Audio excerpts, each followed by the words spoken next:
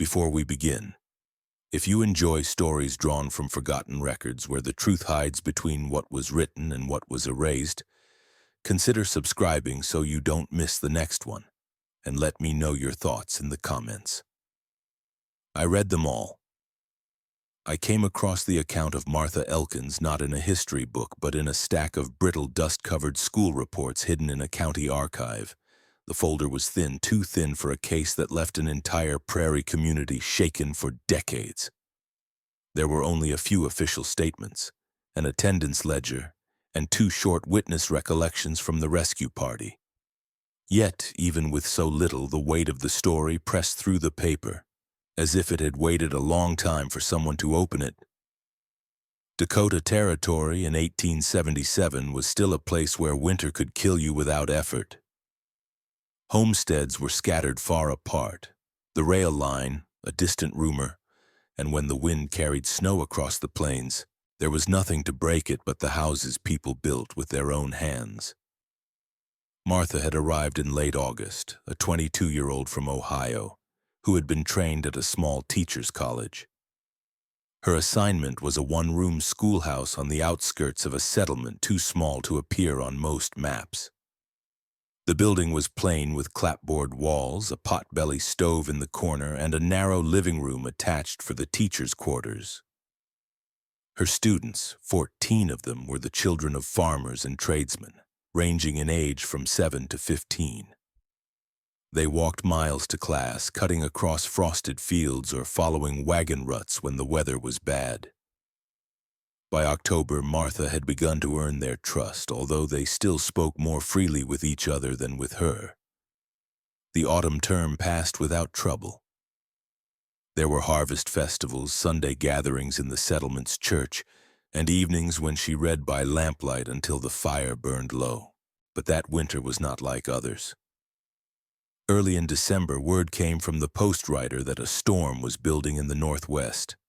Several households began to stockpile grain, salted meat, and root vegetables. The schoolhouse larder was modest. A sack of coarse flour, a tin of lard, a few jars of beans and pickles, and 1 small crate of potatoes. It was not meant for long-term survival, only for midday meals. Martha noted in her personal ledger that she would stretch supplies if necessary, though she did not yet suspect how far they would have to stretch. On the morning of December 15th, the sky was the color of lead, but the air was calm. Parents sent their children to class, believing the snow would hold off until nightfall. By midday, the wind had risen into a low, constant howl, rattling the windows and shaking loose fine flakes through gaps in the wood. Outside, the light dimmed until it seemed later than it was. Martha stood at the front of the room, chalk in hand, when she realized she could no longer see the road through the window. By the time the final lesson ended, snow had piled against the door in a waist-high drift. It would have been dangerous to send the children home. Many of their families lived miles away, and the prairie offered no shelter from the wind.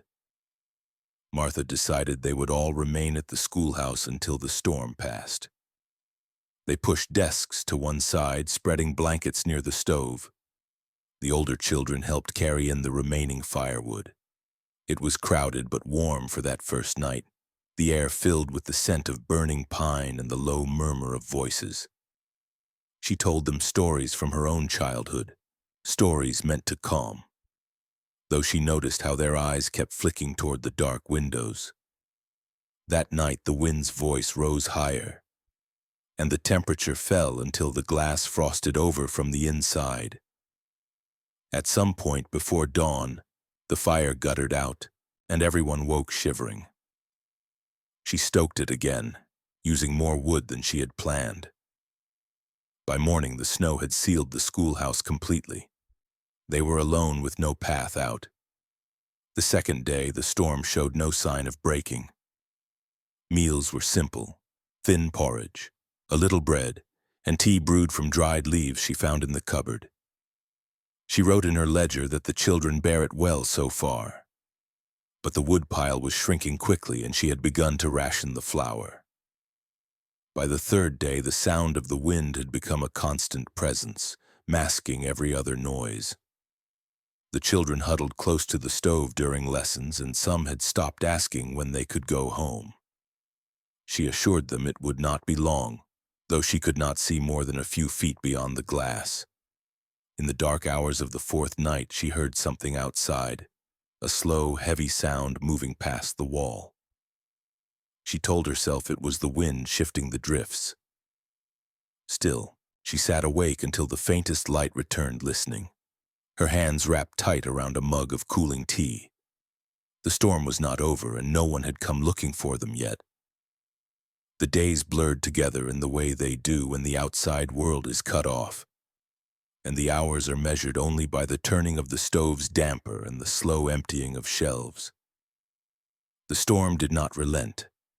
It pressed against the walls as if it wanted in, burying the schoolhouse deeper in white. The windows had gone opaque with frost. The only view was the dim glow of the stove reflecting in the glass. Martha kept her ledger close, marking the date each morning with a line that felt more symbolic than certain. Without the sun, she could only trust the clock on the mantel and her own sense of time. By the fifth day, the bread was gone. She shifted to boiled potatoes, cutting them into thin slices so that each child received 3 on their plate. The older ones noticed the change, glancing at their portions but saying nothing. The younger ones ate quickly, grateful for the warmth more than the taste. When the potatoes were gone, the beans came next, ladled sparingly into tin bowls, the liquid almost as thin as the tea. The woodpile dwindled even faster. She had started burning the extra desks. First, the broken one in the corner, then one of the benches the smallest children used. Each night the room seemed a little emptier, the furniture disappearing as quietly as the daylight. She kept the fire small during the day, letting them wrap in blankets during lessons, saving the real heat for night. On the 7th day, the first signs of illness appeared. Samuel, the youngest, coughed through most of his recitation and leaned against his desk with glassy eyes. Martha checked his forehead. It was warm to the touch. She made him a bed near the stove and gave him more tea, hoping the heat would help. By nightfall, his breathing had grown shallow, and his cough rattled like paper. She stayed beside him until late, feeding the fire and writing in her ledger. Samuel, unwell, must watch. The next morning his blanket was still, his small hands folded as if in sleep. She sat for a long time before calling the others to breakfast. No one asked where Samuel was. They all seemed to understand without being told. She carried him to the small storeroom at the back where the air was colder. The door shut with a quiet click and the key went into her pocket. She told herself it was for the dignity of the others to spare them the sight. Still, she caught 2 of the older boys whispering later, their eyes sliding toward the closed door. The storm gave no mercy. Another night came, then another. Rations were measured in spoonfuls, the children's cheeks hollowing as the days passed. Martha spoke less now, keeping her voice steady when she did. In the quiet hours after they slept, she sat by the stove, ledger open on her knees, writing figures, the number of jars left, the weight of flour, the inches of wood remaining. It was on the 10th day that she first heard the faint tapping on the roof. Irregular but deliberate, as if someone or something was moving above them. She looked up from her chair, listening. The sound stopped. She thought of knocking back, but her hands remained still in her lap. Whatever it was, it had chosen not to come down. The next morning, she unlocked the storeroom just long enough to check that nothing had been disturbed. The blanket was exactly as she had left it. By the 11th day, the storm had changed character. It no longer raged. It possessed. The wind sank lower. A steady breath pressed against the clapboards, and a fine powder seeped through cracks so narrow a thread would have snagged. The sound of it filled the room like a second silence, one that made every cough, Every shift of a boot heel on the floorboards feel like a trespass. Martha rose before the children and rationed without ceremony. A ladle of thin bean water, a scrape of lard melted into it, the end of a carrot shaved into coins. She kept the ledger open on the desk as if its neat columns could persuade the day to behave. The fire's draw was weak. A pale plume of smoke curled back through the iron throat when the wind turned. She tamped it down, wiped her eyes with her sleeve, and called the first lesson. No one recited with confidence now. They read in whispers, a chorus of moth breaths. When the youngest faltered, the older ones tried to prompt them, but the words landed wrong, the room too cold for memory. Midway through the spelling list, Thomas and Ruth, the two eldest, exchanged a look that was not about spelling at all. Martha saw it, marked it, and continued, her voice even, the cadence of order like a thin rope strung across a drift. In the afternoon, they tried the door again. It had become a ritual for Thomas: pry the latch, shoulder the plank, test the snow. It gave a finger's width and no more. He turned to Martha, cheeks gray with effort, eyes asking the question he had finally decided to say aloud. "We could dig up," he told her, "if we take turns, if we use the metal pail, the air's better higher. We could make a trench to the road." Martha listened with the patience she used on sums that would not balance. She walked to the window and scratched away a circle of frost with her thumbnail. Beyond the glass, the light was a uniform white that had no horizon.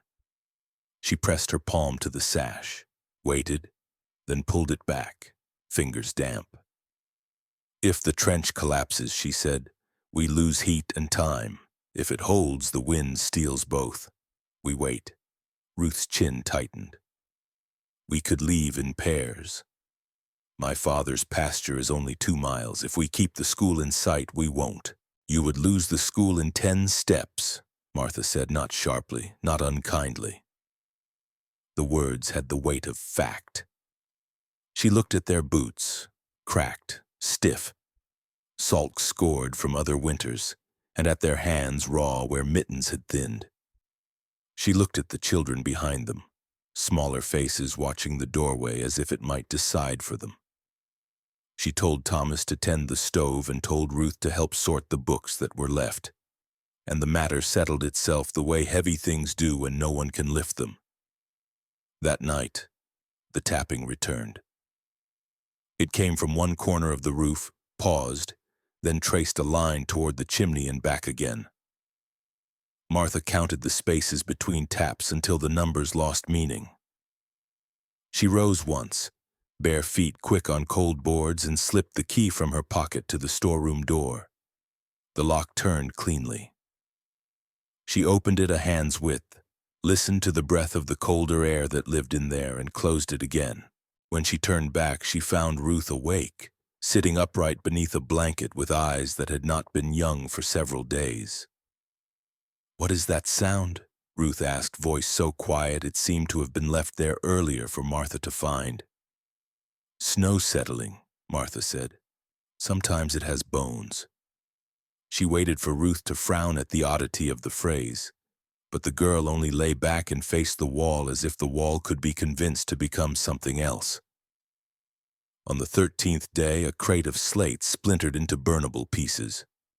On the 14th, the map of the territories came down and fed the fire in strips, Virginia to Iowa to Nebraska, curling and blackening as if the land itself were being reheated and made supple. The children watched and did not comment. Even the smallest ones had learned that comment cost energy. They kept their hands beneath their blankets, held their cups in 2 palms when Martha poured, and practiced the careful art of not noticing how little there was. By the 15th day, the air had a new smell. Not unpleasant, not obvious, just another layer in the room's small weather. It drifted from the kettle when Martha lifted the lid, then hid when steam moved. Ruth sniffed once the way a person does when trying to place a memory. Thomas did not look up at all, which was its own kind of looking. There were hours when the children slept in clusters near the stove and the schoolroom sounded like the ocean she had read about to them in September. Soft rushes, receding breaths. Martha used those hours to calculate. She traced numbers with the stub of her pencil and made choices slower than she might have weeks earlier, as if slowness were a ritual that would keep choice from being something else. She wrote down names and beside them marks that meant blankets lent, water warmed, lesson finished, fire tended. She did not write the other marks, the ones her mind kept anyway. Toward dusk, the light shifted, a subtle thinning that suggested the sky had remembered there were edges. Thomas stood at the window and scraped a new circle into the frost. He exhaled against the glass and cleared a brighter patch. "It's lighter," he said, and he wanted it to be a question, but it wasn't. Martha joined him. The white beyond was still white, but it had a gradient now, a notion of direction. She could not tell if it was hope or only one of hope's cousins, the kind that looks similar from a distance and eats more quickly when you let it in. She told him they would try the door again in the morning when the night had finished making up its mind. The children woke early on the 16th day because the wind did not. Silence can be a summons. They ate, if it could be called that, and gathered by the door while Thomas braced himself. The plank shifted as if it had been waiting for them. Snow fell inward in a soft collapse that sent a little spray across the floor, no deeper than a child's knee. Thomas laughed once, a single crack of sound, then caught himself as if laughter were as wasteful as too much flame. Martha stepped into the drift and felt with the toe of her boot for the hard layer that would mean packing. Layers of storms built one upon another, she found it. The air that came in was cold enough to make them all recoil and close ranks like birds on a wire when a shadow passes. But it was air that had not been inside moments before. Thomas looked at Martha. Ruth looked at the children. Martha looked at her ledger and left it open on the desk. "We try for a trench to the privy," she said, "and then no farther. We need a path to the pump. We need proof the world's still arranged the way we remember. We go in twos tethered by rope, 5 minutes out, 5 minutes in. If the wind rises, we seal the door again." Thomas nodded. Ruth took the coil of rope from the peg where the bell used to hang. They tied it around their waists and around the handle of the stove for steadiness, though the stove was lighter than it had been. When they stepped into the drift, the snow took them to the shins and then to the thighs, but by inches it gave. Martha stood at the threshold and counted. When they returned, cheeks bitten red, they carried 2 buckets packed with snow to melt, and the news that the world continued flat and hushed and endless. The pump was buried. The privy was gone except for the top of its door frame, which looked, Ruth said, like a gallows without a rope. Martha told her not to use that word, and Ruth apologized automatically, not sure for what. They melted the snow and boiled it and drank, and for an hour there was a feeling in the room that did not have a name anyone could afford. Martha pushed desks into a tighter ring around the stove and cut the last carrot into 4, and made a ceremony of placing a coin on each bowl as if ceremony could be nutrition. That night a page tore from the ledger when she turned it too quickly. The paper had grown brittle beside the fire. She would have recopied the figures, but there were too many figures and too little paper. She folded the torn page and placed it inside the grammar book where they had underlined the chapter on predicate and subject. In the margin beside the term object, one of them had drawn a small star with 6 points. She traced it once, then closed the book. The tapping did not return. Instead, there was a different sound, a faint settling in the storeroom that could have been the shift of cold wood or cloth sighing when it remembers the shape of what it covers. Martha lay awake and watched the ceiling and did not rise. She could have told herself it was nothing. She could have told herself anything. She measured her breaths and matched them to the slow intake of the stove until the numbers aligned. In the morning, before the others stirred, she unlocked the storeroom and stood just inside, letting the air finish its work on her skin. On the shelf where the jam jars used to be, there were 3 empty places clean as missing teeth. The blanket in the corner was folded at a new angle.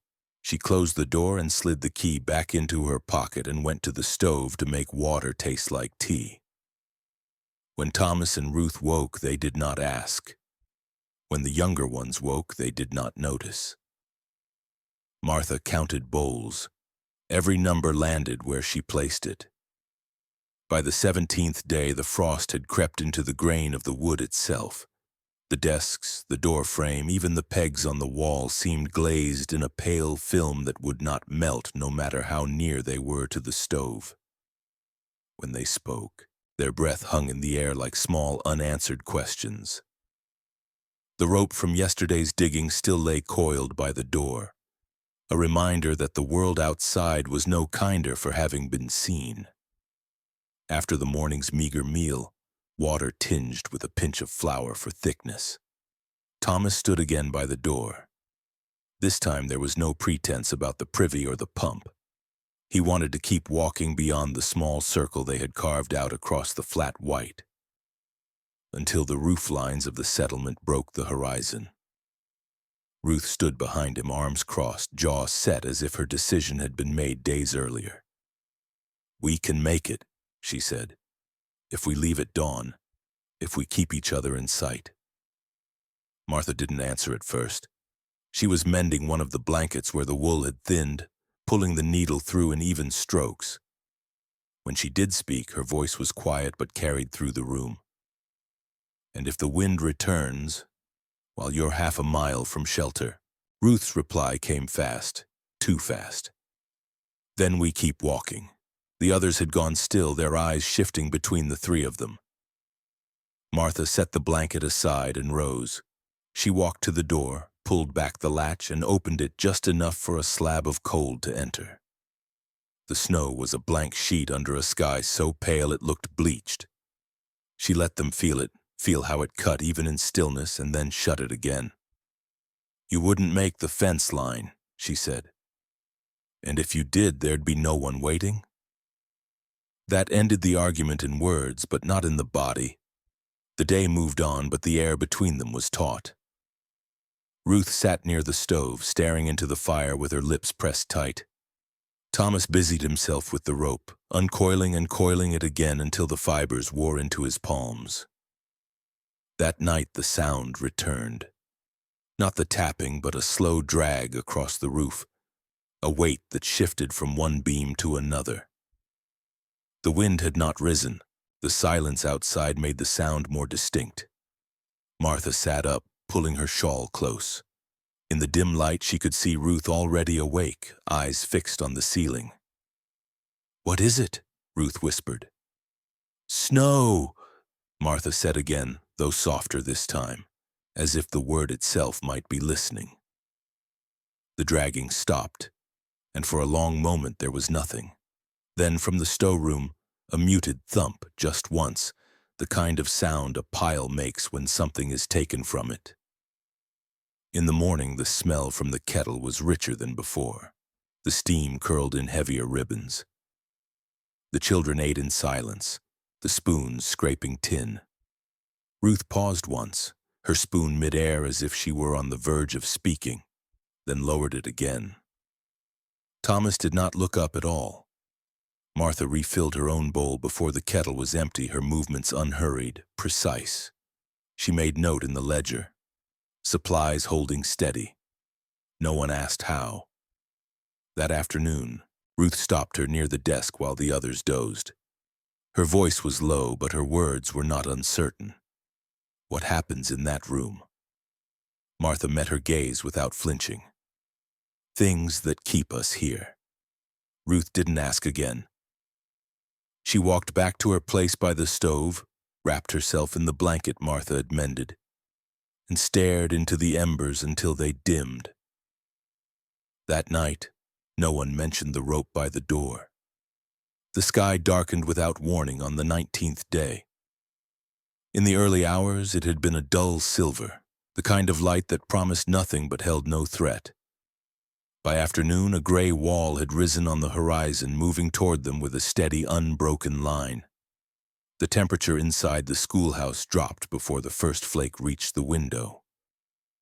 Martha felt it in the bones of the building, in the way the boards gave a faint creak as if bracing themselves. She told the children to pull their pallets closer to the stove. They dragged them without protest, forming a tight ring on the worn planks. The wind returned with a new voice, sharper than before, finding every seam in the walls. Martha stuffed rags into the cracks, then shut the inner door to the small living space, shrinking the world into one dimly lit room. The air thickened with the scent of smoke and the faint metallic tang from the stove. By evening, the snow had swallowed what little daylight there was. The windows were black, the glass trembling under the pressure outside. Martha served each bowl with care, keeping her own portion until last. It was thicker than usual, and though no one spoke of it, the children lingered over their spoons longer than before, as if savoring more than just the heat. It was during that second night of the storm that the first disappearance happened. Caleb, a boy of 12 who had spent the past week in near silence, was gone when they woke. His blanket lay folded at the edge of his pallet, boots neatly beside it. The door was still latched from the inside. There were no tracks in the thin layer of drift that had forced its way beneath the frame. Thomas was the first to notice. He crouched where Caleb should have been, staring at the empty space as though the boy might still be there if he looked long enough. Ruth checked the storeroom door. It was locked. Martha gathered them close, telling them Caleb must have stepped outside before dawn and lost his way. The words came evenly, as if she had rehearsed them. No one argued, but the silence that followed was heavier than any protest could have been. She did not open the storeroom that day. The storm lasted 2 more days, piling snow against the building until the windows were only dim blurs under the weight. Inside, the air grew stale, the stove breathing in shorter bursts as the wood pile thinned to its last few logs. Martha rationed heat now as carefully as food, letting the room cool until fingers stiffened before feeding the fire again. On the second night, while the children slept in a heap for warmth, Martha sat awake, ledger open, pencil in hand.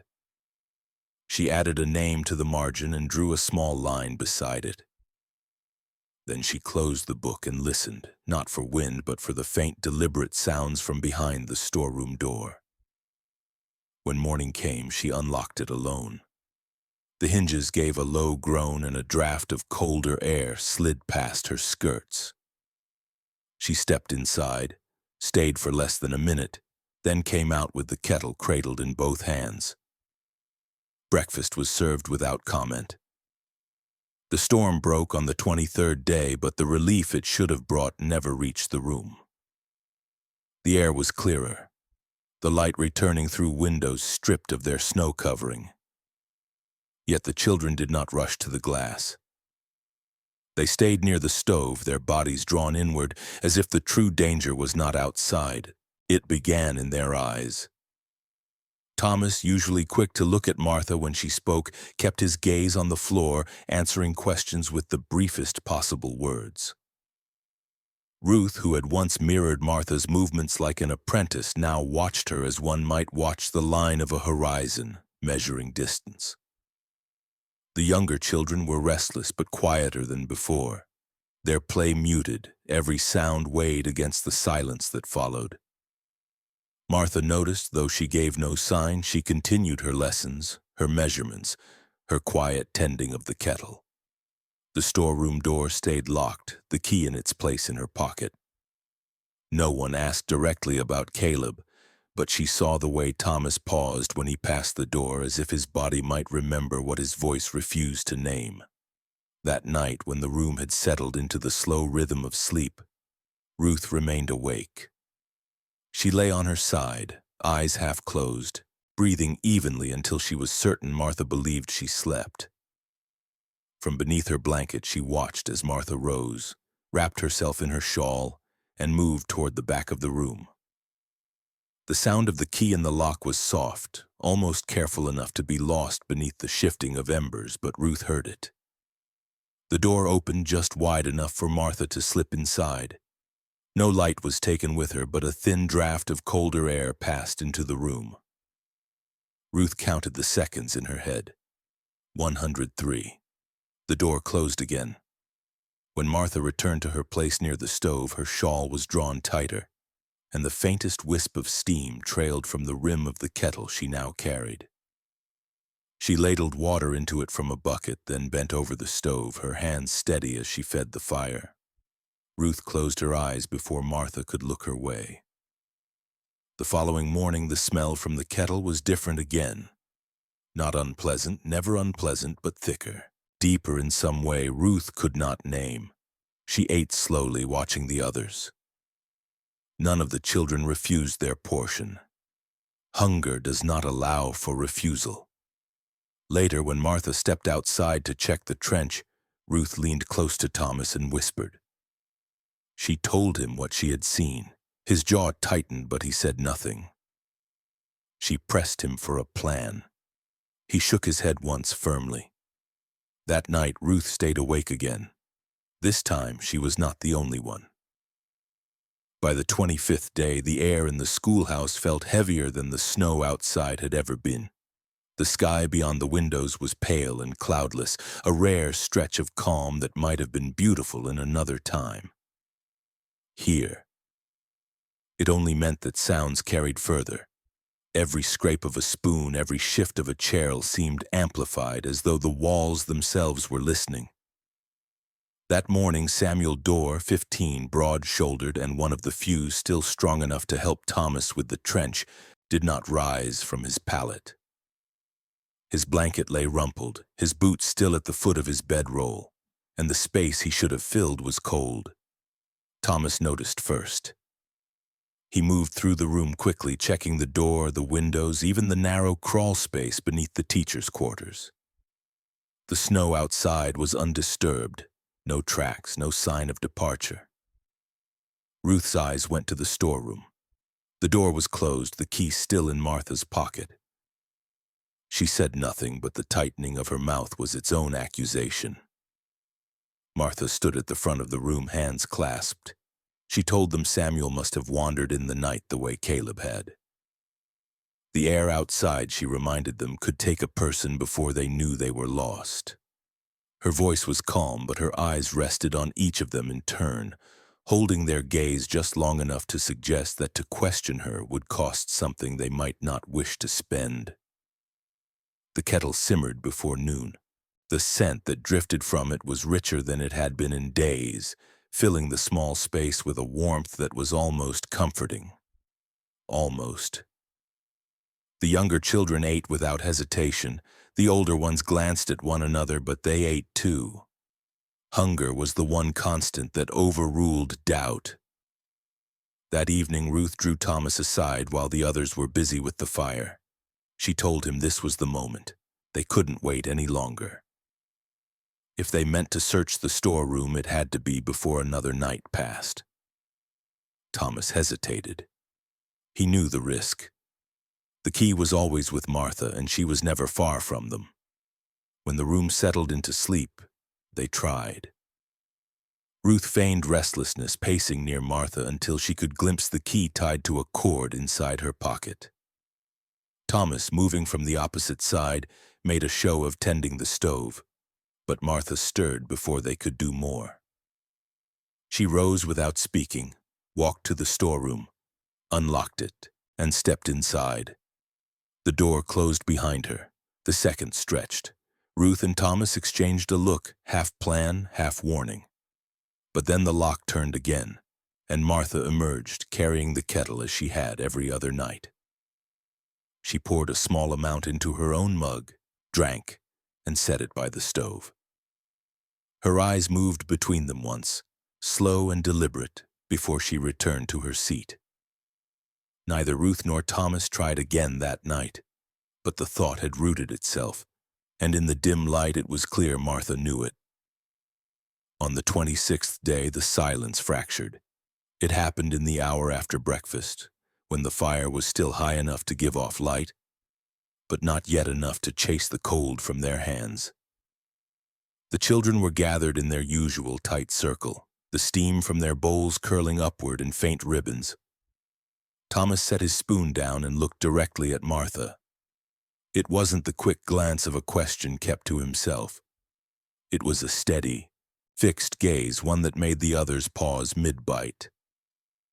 "We need to know what's in the storeroom," he said. His voice was even, but it carried. "If we're going to survive, we all have the right to know." The words hung in the air like frost, catching the light and refusing to melt. Ruth's eyes flicked between them, waiting. The younger children looked from face to face, trying to read what this might mean. Martha didn't speak at first. She finished her own spoonful, set the bowl aside, and folded her hands in her lap. "You have food. You have heat. You have shelter," she said at last. "The storeroom is my concern. Your concern is to stay alive long enough for the snow to give you back the road." "That's exactly it," Thomas said. "We've lost 2 people without explanation. And every time you go into that room, you come back with food you never told us we had. If there's more, we can plan. If there's not?" "If there's not," Martha cut in, "then what? You'll lead them out into the wind. You'll do better with empty hands." Her tone was still calm, but it had the weight of a door shutting. For a long moment, no one moved. Then Ruth shifted her blanket and spoke, not to Martha, but to the room.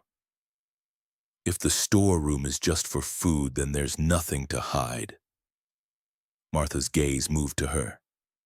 "And if it's the only reason you're all still sitting here," the fire popped, sending a brief spark up the chimney. No one spoke after that. Lessons resumed that day, but the rhythm was broken. Every glance between Thomas and Ruth was sharper, more deliberate. The younger children clung closer to them than to Martha, though when the time came to eat, every bowl was emptied as before. That night, the air in the schoolhouse felt colder despite the fire. The wind outside had returned in soft, intermittent gusts, brushing against the walls like a hand testing for weak spots. Martha stayed awake longer than usual, ledger in hand, writing slowly. Thomas lay on his pallet with his eyes open, waiting for her to rise. Ruth did the same, but she never moved toward the storeroom that night. She sat by the stove until the coals turned to dull red, then banked them and lay down. The waiting was its own kind of battle. The 28th day dawned with a light so clean it seemed almost foreign after weeks of gray. The sky was a hard, pale blue, and the air had a stillness that felt brittle, as if one wrong sound could shatter it. Sunlight streamed through the frosted windows in narrow, blinding bars, showing the dust in the air like a snowfall turned inside out. Thomas was already at the door when Martha rose. He had the rope over his shoulder, the shovel in his hand, and Ruth standing beside him with her coat buttoned to the throat. "We're clearing more than the trench today," he said. "We need to know how far we can get." Martha met his eyes, then looked past him to the younger children, still wrapped in their blankets. "Stay within sight of the door," she said evenly. "And if the wind changes, you come back." They nodded, but the promise felt thin. The snow outside was dazzling in the sun, a blinding white that made them squint even under their hoods. They worked their way along the trench, widening it, the air sharp in their lungs. Beyond the curve toward the privy, the snow rose in a smooth drift, higher than Thomas's head. They began to dig into its side, the shovel biting through layers compacted by storm after storm. Ruth's shovel hit something solid with a dull, hollow sound. She knelt, brushing away the packed snow with her gloves until the shape beneath emerged. A plank of weathered wood stained dark in places the snow hadn't touched. Thomas cleared more, revealing a corner than a seam. It wasn't a fence or a piece of the privy, it was a door, low, narrow, and set into the ground. They exchanged a look, The door had no handle, only a rusted ring half buried in ice.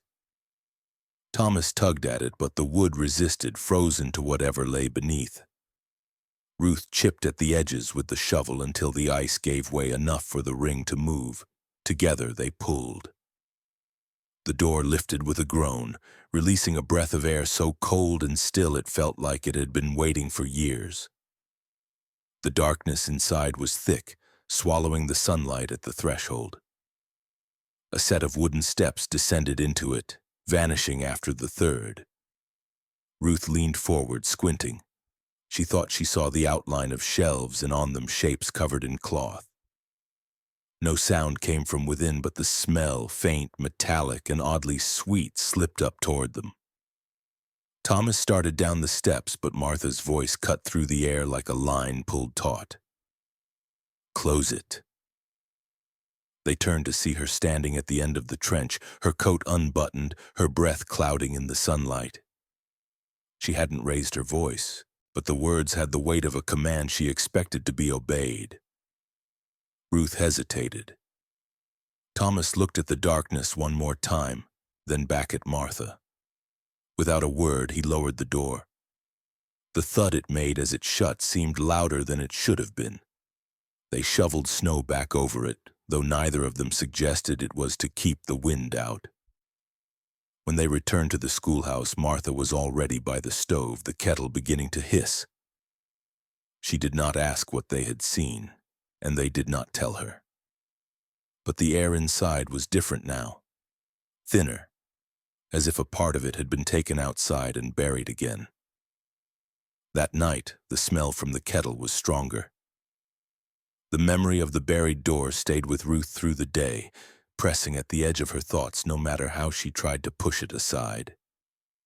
She watched Martha moving between the stove and the desk, her steps unhurried, her voice calm whenever she addressed the children. Nothing in her manner betrayed that she knew the door existed, except that Ruth was certain she did. By nightfall, Ruth had decided she wouldn't wait for Thomas. She could not risk him arguing for caution or telling her they should plan. The image of those shelves in the dark, the smell that rose from them had rooted too deeply. She lay still until the fire was banked low. The room settled and the sound of breathing became steady around her. Martha was seated in her usual place near the stove, head bowed over the ledger. At some point her pencil stilled, her chin dropped, and her eyes closed. Ruth waited longer still. When she was sure, she eased from her blanket and crossed to the door, moving slowly enough that the boards wouldn't creak. The rope and shovel were still leaning where Thomas had left them. She took only the rope, looping it over her shoulder, and slipped outside. The cold hit her like a wall. The moon was thin but bright enough to silver the snow, turning the trench into a shadowed ribbon. She followed it to the drift where the door lay hidden, her breath sharp in her ears. The snow she and Thomas had replaced was still loose. She scraped it away with her hands until the outline of the door emerged. The ring was icy under her gloves. She pulled, the wood lifting with a reluctant groan. The cold from within was different than the night air, denser, unmoving. She descended the steps one at a time, the rope trailing behind her, her boots touching each tread cautiously. The shelves were just as she had glimpsed, rough boards running the length of the wall, each holding shapes beneath layers of cloth. She reached for one and peeled back the fabric. Beneath it was not the sack of flour or jar of preserves she had half allowed herself to imagine.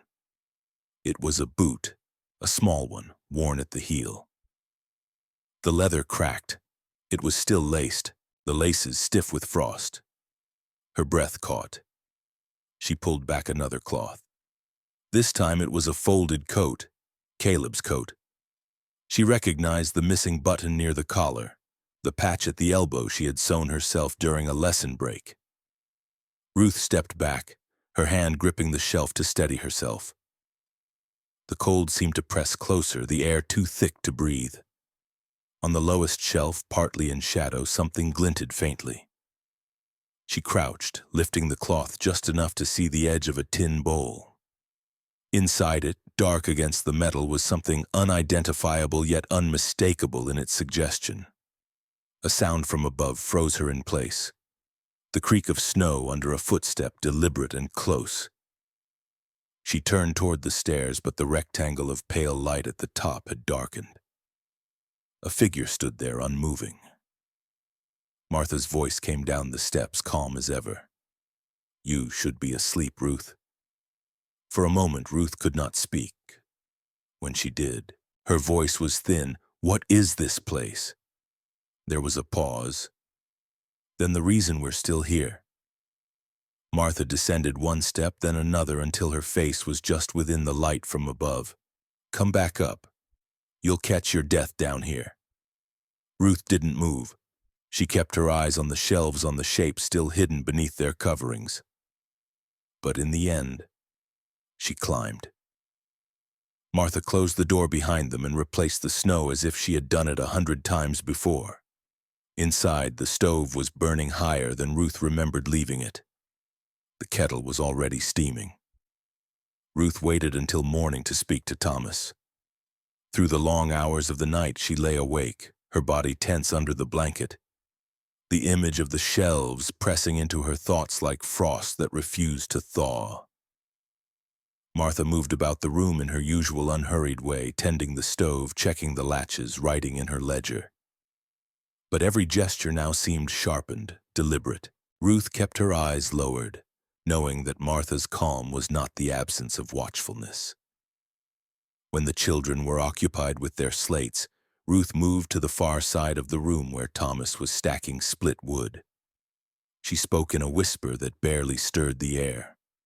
"I found it, the door." I went inside. Thomas froze, one hand still resting on a log. "When?" "Last night." She told him everything. The shelves, the covered shapes, the boot, the coat, the glint in the tin bowl. She spoke quickly before the courage to say it aloud could dissolve.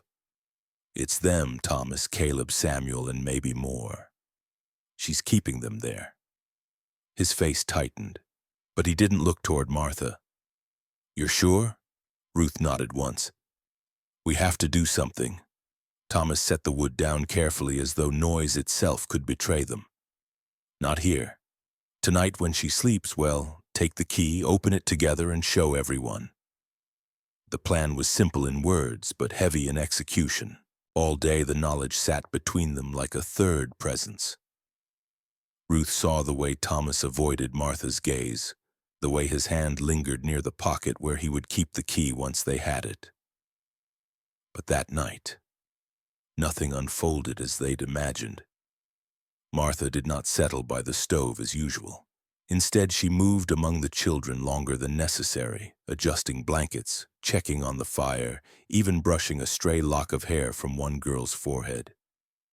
Her hands were steady, but her eyes flickered to Thomas and Ruth more than once. It was as if she could feel the weight of their intention. Hours passed. The room quieted. Ruth lay still, waiting for the small shift in Martha's breathing that would mean sleep. It never came. Instead, Martha rose, took the kettle from the stove, and poured herself a mug. The scent that drifted through the room was richer than ever. Thomas met Ruth's eyes in the dim light, and she knew in that moment the plan was lost for tonight.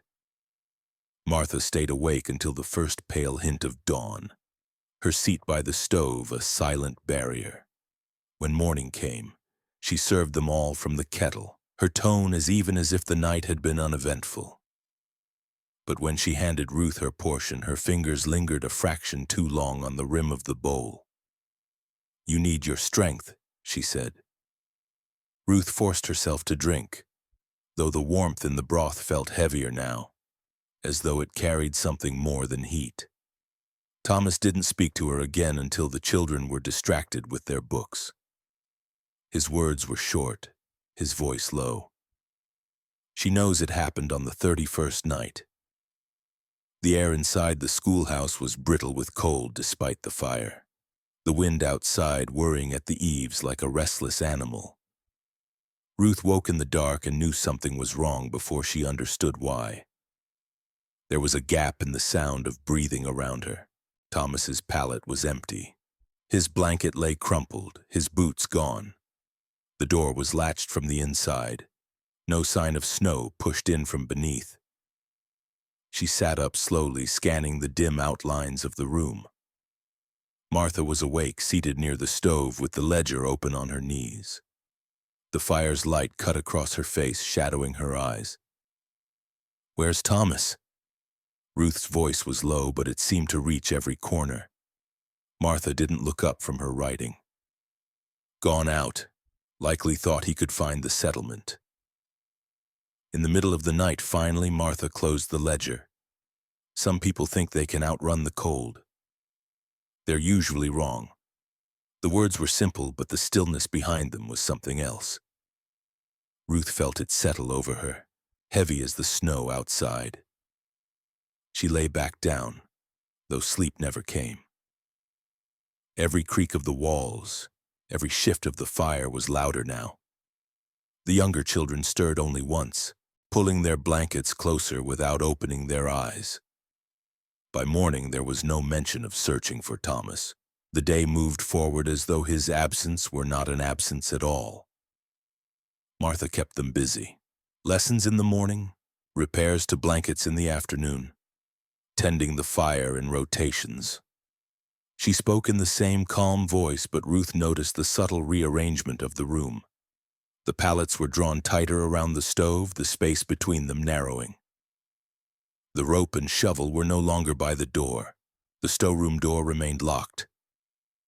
Martha's hands strayed to her pocket more often now, fingers brushing the outline of the key.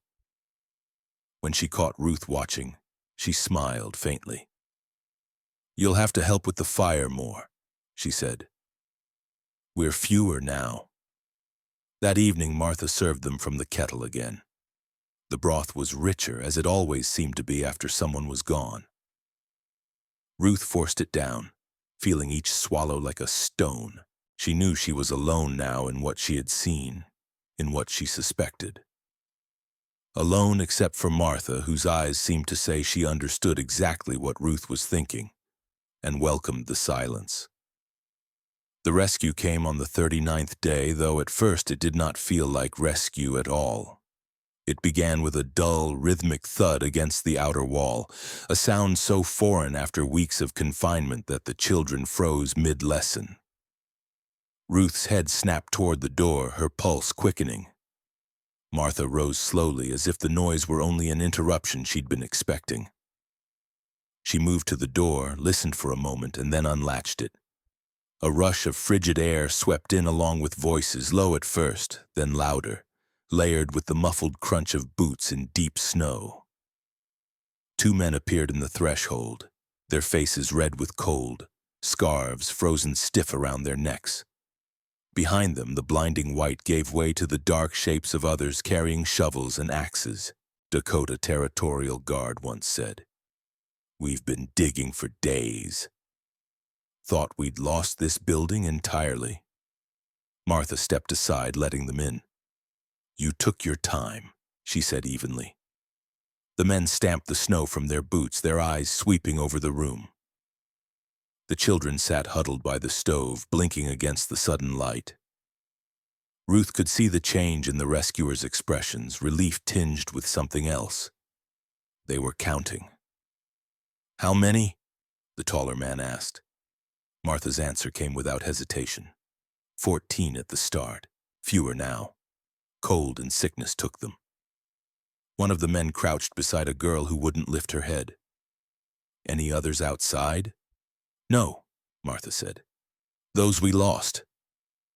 There was no way to bury them. Ruth felt the words hang there, weighted with what she knew. Her eyes darted to the storeroom door. It was closed as always, the key still in Martha's pocket. The men moved about the room, offering blankets, pressing cantons into small hands. One lingered near the kettle on the stove, his brow furrowing. "Haven't smelled stew like this in weeks."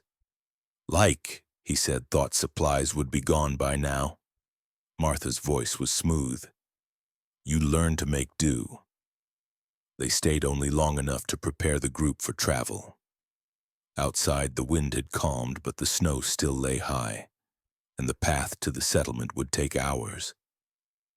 The children were wrapped in heavy wool and led out 2 by 2. Ruth found herself near the back, her eyes fixed on the schoolhouse shrinking behind them. Just before they crested the first rise, she glanced over her shoulder.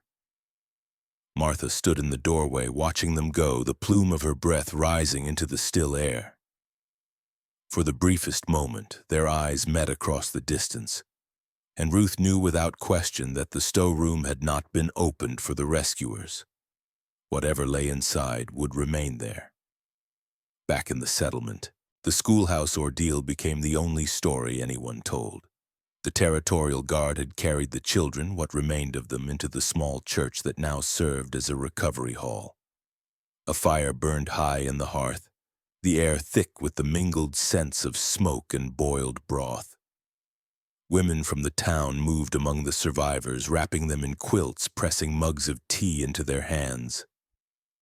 Ruth kept close to the others, but her eyes never strayed far from Martha, who sat apart on a bench near the fire.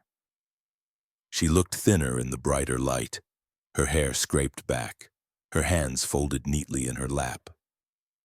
When people came to ask what had happened, she gave the same measured account each time. How the storms had trapped them, how sickness had taken the weakest, how she'd done all she could to keep the rest alive. The guard officers asked more pointed questions. How had she managed to keep a fire going so long with so little wood? How had there been food enough to last more than a month?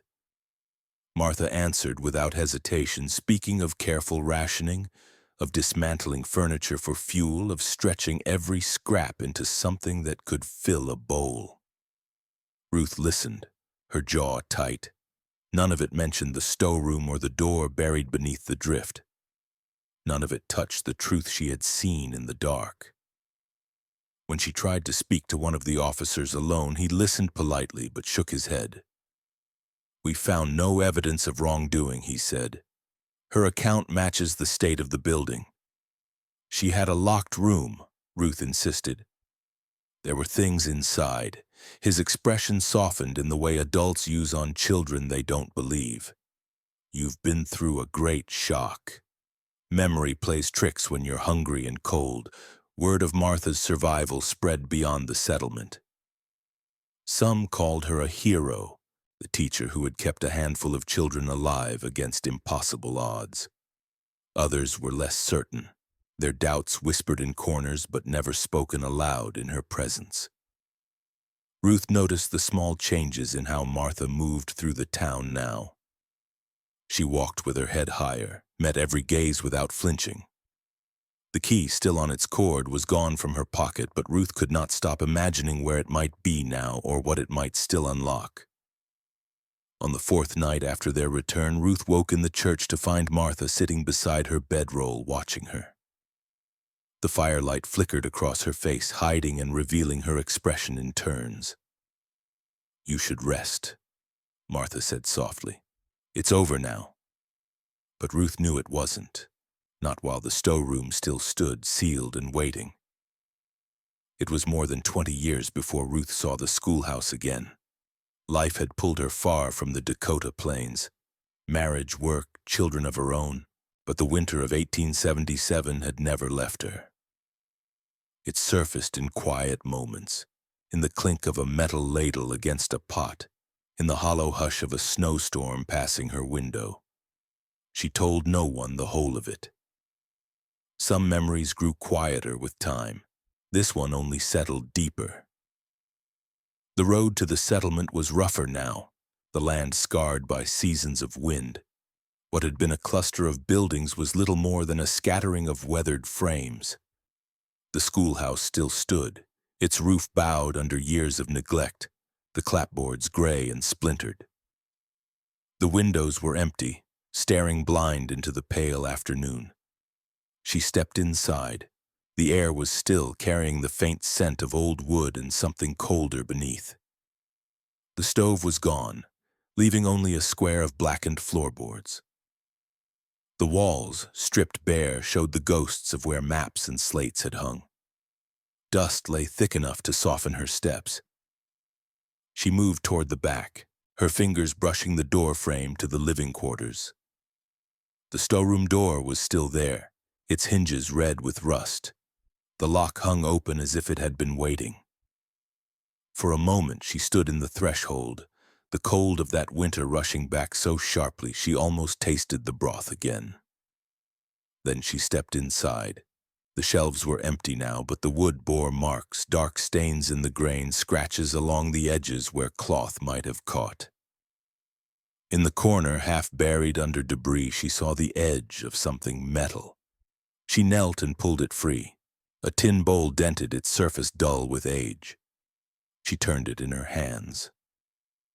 Inside, faint but still visible, was a ring of discoloration where something once sat, unmoving for a very long time. She set it back where she'd found it.